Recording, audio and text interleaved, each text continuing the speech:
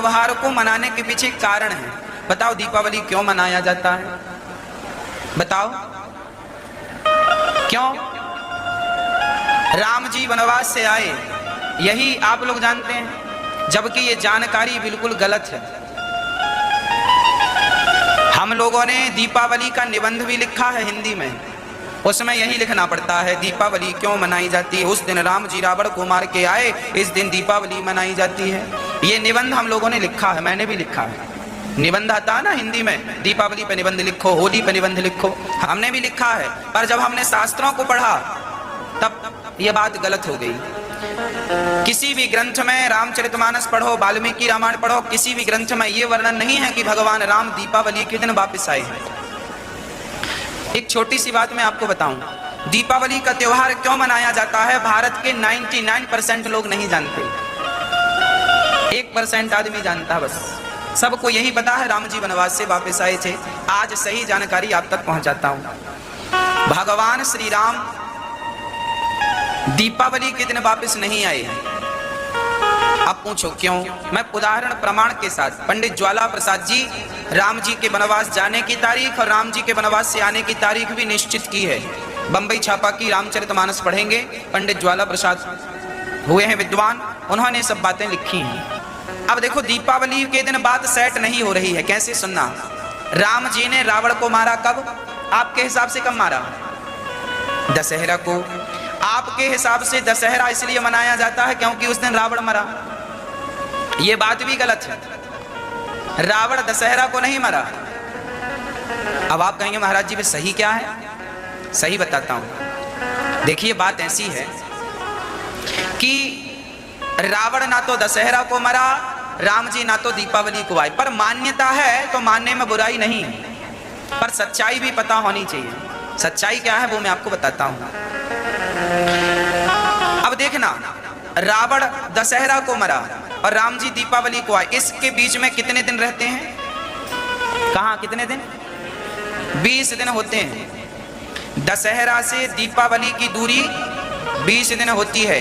जबकि शास्त्र रामचरितमानस में लिखा है कि राम जी ने जिस दिन रावण को मारा उसी दिन राम जी पुष्पक विमान पर बैठकर अयोध्या लौटे। ये लिखा है, आपने भी सुना होगा, पढ़ा होगा। रामायण, अभी रामानंद सागर जी की रामायण है, उसमें भी यही दिखाया। रावण जिस दिन मरा था, विभीषण का राज्य तिलक राम जी ने नहीं किया था, लक्ष्मण जी को भेजा था, जाओ राजा इनको बना के आओ, समय कम है। सीता जी आई, परीक्षा हुई, अग्नि से निकाला और पुष्पक विमान। अब विमान पे बैठ के गए हैं तो विमान पे 2-4 दिन तो लगेगा नहीं, हवा पे उड़ता था विमान। राम जी तुरंत गए। जिस दिन रावण मरा उसी दिन राम जी अयोध्या के लिए रवाना, है ना। और याद रखना, भगवान राम को 14 साल का वनवास क्यों हुआ था? 15 साल का क्यों नहीं हुआ? 13 साल का क्यों नहीं हुआ? क्योंकि जिस दिन राम जी अयोध्या से गए, वनवास हुआ, जिस दिन राम का वनवास हुआ उस दिन से रावण की आयु केवल 14 साल बाकी थी। जिस दिन राम को वनवास हुआ उस दिन से रावण की आयु कितनी बाकी थी माँ? 14। कैकई माँ बहुत बड़ी ज्योतिषी थी, कैकई माँ जानती थी। कैकई माँ ये भी तो कह सकती थी 20 साल का वनवास या 10 साल का वनवास, या राउंड फिगर बोलती 15 साल। 14 में क्या है? 15 बोलना था ना, 14 में क्या रखा? पर कैकई ने 14 साल क्यों? क्योंकि कैकई माँ कोई सामान्य माँ नहीं है। कैकई भरत जैसे भक्तों की माँ है। वो सब जानती हैं कि रावण को मारने राम जा रहे हो तो 14 साल आयु शेष है उसकी, तुरंत मारना 14 साल में और मार करके तुरंत आना। जिस दिन रावण मरा था राम जी के 14 साल उसी दिन पूरे हुए थे वनवास के। और भरत जी ने चित्रकूट, ये बातें लिखी हैं रामचरितमानस जो बोल रहा हूं। जब राम जी से मिलने भरत जी चित्रकूट आए तो राम जी से कहा चलो। राम जी बोले ना, पिता की आज्ञा झूठी हो जाएगी, हम वापस चले जाएंगे तो नहीं जाएंगे। तो भरत जी ने कहा 14 साल से एक दिन भी ऊपर हुआ तो भरत की चिता जलती मिलेगी। राम को उसी दिन वापस जाना था जिस दिन 14 साल पूरे हुए थे। और 14 साल कब पूरे हुए थे? जिस दिन राम ने रावण को मारा था। तो राम की मजबूरी थी कि रावण, इसलिए राम जी ने जल्दी की, रावण को मारा और तुरंत विमान पर बैठे। भाई आए थे पैदल तो गए पैदल क्यों नहीं? क्योंकि समय कम था, इसलिए विमान का सहारा, तुरंत टिकट कटवाई। और विमान पर बैठे, पुष्पक विमान पर राम जी गए। तो जिस दिन रावण मरा, राम जी उसी दिन अयोध्या गए। इस हिसाब से दशहरा और दीपावली की दूरी के जो 20 दिन है वो तो फिर किसी भी हाल में सही खरे नहीं उतरते, है ना। ये बात शास्त्रों की मैं प्रमाणित बात बोल रहा हूँ। हाँ, पर आप लोग मनाते हैं दशहरा को, रावण मरा, ठीक बात है, कोई बात नहीं, बुरा नहीं है।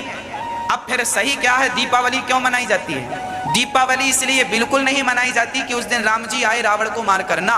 दीपावली इसलिए मनाई जाती है क्योंकि इस दिन समुद्र मंथन हुआ, और समुद्र मंथन से इसी दीपावली के दिन माता लक्ष्मी समुद्र मंथन से प्रकट हुई, और लक्ष्मी का नारायण से विवाह इसी दिन हुआ था, इसलिए लक्ष्मी की पूजा होती है।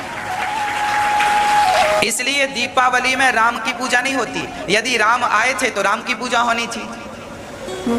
कॉमन सेंस भी तो है ना भाई। राम जी आए हैं वनवास से, यदि दीपावली के दिन आए हैं तो फिर राम जी की पूजा होनी थी दीपावली को, पर नहीं होती। किसकी होती है? लक्ष्मी और गणेश की। अच्छा, विवाह हुआ था लक्ष्मी और नारायण के साथ, तो फिर गणेश जी कहां से आ गए? गणेश जी की पूजा क्यों होती है भाई? गणेश जी की तो गणेश चतुर्थी को अलग से हो ही जाती है, फिर लक्ष्मी के संग गणेश जी को बिठाने का क्या हिसाब किताब है भाई? कारण है ये, बहुत गूढ़ कारण है, बहुत गूढ़ रहस्य है। इनको सब लोग नहीं जानते, ना जानने का प्रयास करते। भक्तों, बात ऐसी है मेरी माँ, दक्षिण भारत में आज भी दीपावली के दिन लक्ष्मी और नारायण की ही पूजा होती है। कहाँ? दक्षिण भारत। पर ये उत्तर भारत है। उत्तर भारत में सदा लक्ष्मी और गणेश की पूजा होती आई है। दक्षिण भारत आप चले जाइए, उस तरफ लक्ष्मी नारायण की पूजा होती है। आपके यहाँ काहे की पूजा होती है? लक्ष्मी नारायण की कि लक्ष्मी गणेश जी की? गणेश जी की होती है। उस दिन भगवान नारायण, एक बार क्या हुआ, लक्ष्मी जी नाराज होकर चली गई अपने पति से। बोले सब लोग शादी की सालगिरह मनाते हैं, आप तो मनाते ही नहीं। नाराज हो गई लक्ष्मी और अपने पिता के घर चली गई। लक्ष्मी के पिता कौन? लक्ष्मी के पिता कौन? कौन? हाँ, लक्ष्मी के पिता ब्रह्मा। भैया किसने बताया आपको? लक्ष्मी के पिता कौन? समुद्र। लक्ष्मी समुद्र की बेटी है। शंख लक्ष्मी का भाई है।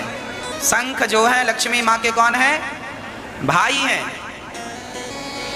तो लक्ष्मी जी एक बार नाराज हो गई और समुद्र में अपने पिता के घर चली गई। नारायण ने बहुत फोन लगाया, आओ आओ आओ, सॉरी बोला, पर माँ लक्ष्मी मानी नहीं। पत्नियां भी जल्दी से मानती नहीं है ना। फिर भगवान ने कहा अब क्या करें, तो भगवान ने समुद्र मंथन कराया, और समुद्र मंथन हुआ तो कौस्तुभ मणि लेकर लक्ष्मी जी प्रकट हो गई। और लक्ष्मी जी जब प्रकट हुई तो भगवान ने कहा अब एक काम करो, माला हमारे गले में डालो, यही तारीख फिक्स कर। भगवान बोले लक्ष्मी और नारायण अनादि हैं, इनके विवाह की कोई तारीख फिक्स नहीं है। ये मरते थोड़ी है भाई, जो मरता है उसका जन्म होता है, पर जो मरे ही ना उसके जन्म का संबंध नहीं है। इसीलिए परमात्मा को अजन्मा कहते हैं। हम सभी हैं जन्मा। हमारा क्या होता है माँ? हम जन्मा है और परमात्मा अजन्मा है। तो लक्ष्मी नारायण का कोई विवाह का तारीख नहीं था, पर भगवान ने कहा अब तुमने इस दिन प्रकट हुई हो। इस दिन कौन सा दिन था? दीपावली का दिन था। तो लक्ष्मी जी प्रकट हुई और लक्ष्मी जी ने प्रकट होकर नारायण को माला पहनाया। तब से भगवान की शादी की सालगिरह मनाई जाती है दीपावली के दिन। इसलिए लक्ष्मी की पूजा।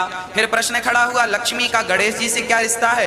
गणेश की पूजा क्यों? क्योंकि गणेश जी तो पार्वती के बेटे हैं, तो लक्ष्मी से तो उनका कोई संबंध नहीं है। फिर क्यों लक्ष्मी गणेश की पूजा? इसके पीछे भी बहुत बड़ा कारण है, वो भी सुना दूं। गणेश जी जो है बुद्धि के देवता हैं, और लक्ष्मी जो है धन की अधिष्ठात्री हैं। लक्ष्मी साक्षात माँ लक्ष्मी और गणेश जी बुद्धि हैं।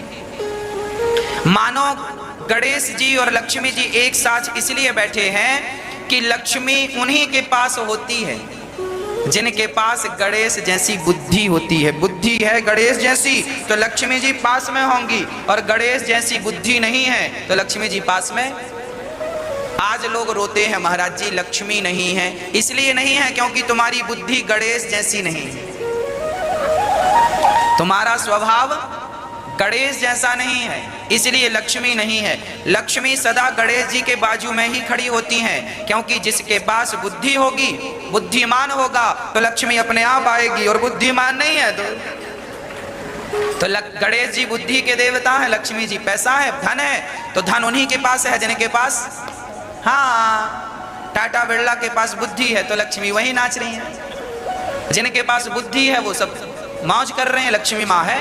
और जिनके पास बुद्धि नहीं है उनके लिए टमाटर भी ज्यादा लगता है, रेट बहुत बढ़ गया, आलू का रेट बहुत बढ़ गया है ना, क्योंकि बुद्धि गणेश जैसी नहीं है। तो गणेश जी के बाजू में लक्ष्मी जी क्यों खड़ी हैं? गणेश लक्ष्मी की पूजा हम लोग इसलिए करते हैं, हे गणेश जी हमारी बुद्धि निर्मल हो जाए, और जब बुद्धि बढ़िया होगी तो लक्ष्मी माँ अपने आप रहेंगी, इसलिए लक्ष्मी गणेश की पूजा होती है। बात समझ में आई? अच्छा, गणेश जी के कान बड़े हैं कि छोटे? इसका क्या अर्थ है? गणेश जी के कान सूपा जैसे कान क्यों है? कान बड़े होने का क्या तात्पर्य है? और गणेश जी का मुंह आज तक किसी ने देखा? और गणेश जी का मुंह आज तक किसी ने देखा? भला बताओ, गणेश जी का मुंह दिखता है?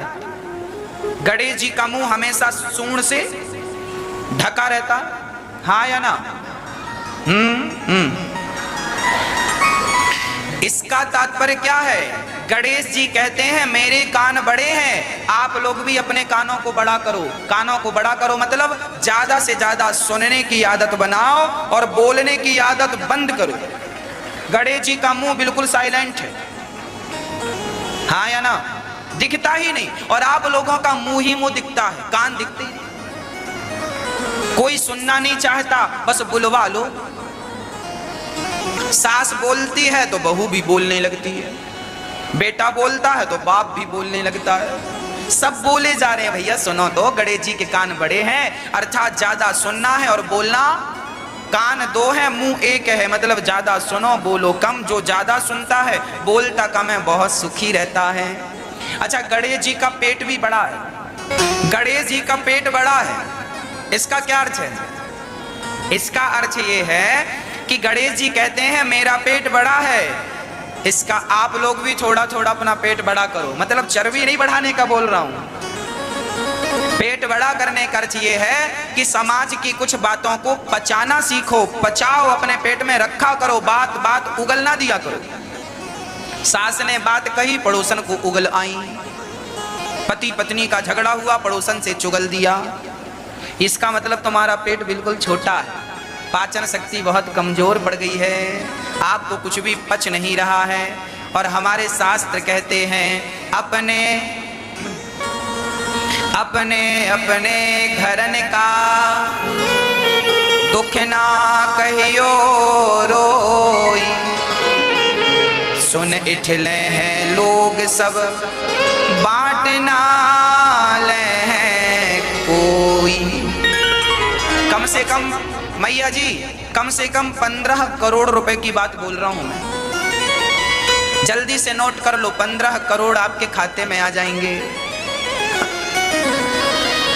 हम आपको कम से कम 20-25, हम 7 दिन में आपको करोड़पति नहीं अरबपति बना के भेजेंगे यहां से। एक एक बात 15-15 करोड़ की, अब आप हिसाब लगाओ। ये बात जो हम समझाएंगे आपको, ये 15 करोड़ से कम की नहीं है। कोई हमसे बोलेगा महाराज जी हमें बताओ, तो हम कहेंगे भाई सुन लो, पर 15 करोड़ की है। हाँ, बात कौन सी है? अपने अपने घरन का, इतना समझ में आया?